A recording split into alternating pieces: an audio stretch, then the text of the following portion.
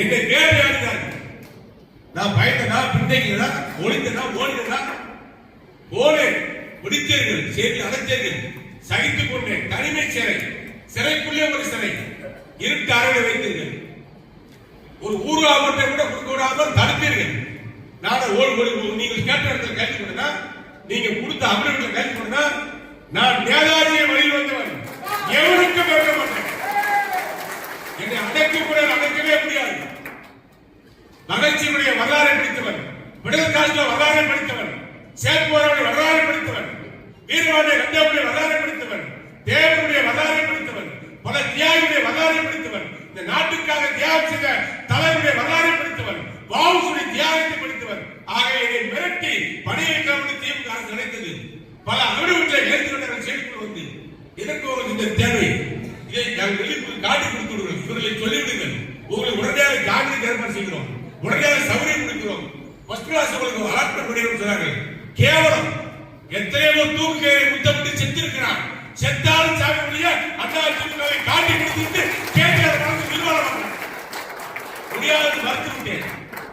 எத்தனை பேர் வந்தார்கள், எத்தனை ஐபிஎஸ் வந்தார்கள், எத்தனை உளவுத்துறையாளரை பார்க்க வந்தார்கள்.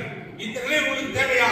10 ஆண்டுகள் அமைச்சர் மாறிவிடுங்கள், இவர்கள் காரணம் என்று எழுதி கொடுத்து விடுங்கள்.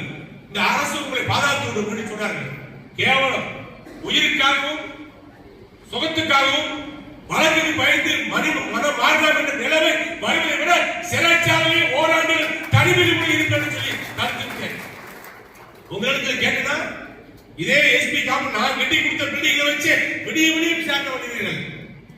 மிகப்பெரிய லைட்டுகளை போட்டு உறங்க விடாமல் நான் எதில் கையெழுத்து போட்டேன்னா என்னுடைய வழக்கறிஞரை கூட சந்திக்க விடவில்லை. அத்தனை காக்கி சட்டைகள், ஸ்டாலின் ஏறிவிடப்பட்ட காக்கி சட்டைகள், 10 எஸ்பி, 3 டிஐஜி, 2 ஐஜி, அத்தனை பேரும் சேர்ந்து பல்வேறு விதமான கேள்விகள் இருந்தது. ஒரு கேள்வியாவது உங்களுக்கு உடன்பட்டு என்னிடத்தில் நேர்மை இருந்தது, உண்மை இருந்தது. புரட்சி தலைவர் எம்ஜிஆரை பார்த்து வளர்ந்தவன், அவர் படத்தை பார்த்து வளர்ந்தவன். உரிமை குரல் திரைப்படத்திலே கத்தியால எம்ஜிஆரை புத்தக நேரத்திலே திரைப்படத்திலே கல்லால் அடித்தவன். அந்த அளவுக்கு எம்ஜிஆருடைய விசுவாசிகள் காட்டி கொடுத்து வாழ்வதை விட கூட்டி கொடுத்து வாழ்வதை விட மாணவை பெறுகிறது உயிரிழக்கக்கூடிய வம்சம் தமிழகம். திமுக அரசை பரிவாய்த்தது. நான் பின்னடிக்கவில்லை, எடுத்த காலை முன்னெடுத்து வைத்து சென்றவன். ஆகவே இன்றைக்கு சொல்கிறேன், நம்ம இருக்கின்ற சக்தி எவருக்கு கிடையாது.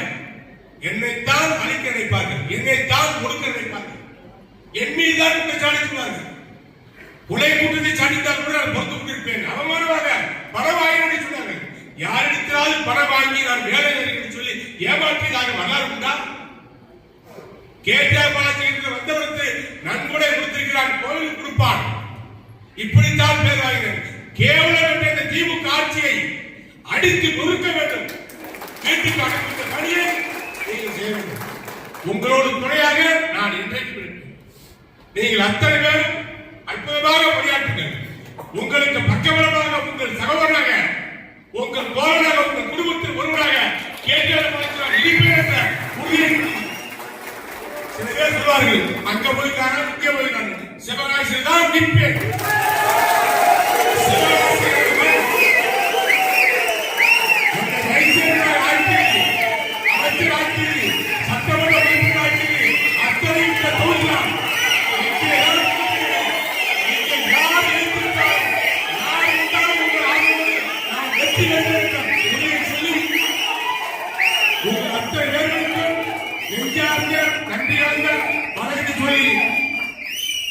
எனது மனக்குமுறலை சொல்லக்கூடிய பாக்கியத்தை கொடுத்த உங்கள் அத்தனை பேருக்கும் நெஞ்சார்ந்த நன்றியை சொல்லி, வந்திருக்கிற நன்றியை சொல்லி, ஒவ்வொருத்தரும் ஒரு சில நிமிடங்கள் பேசுவதற்காக நம்முடைய பொறுப்பாளர் அன்பு சோழர்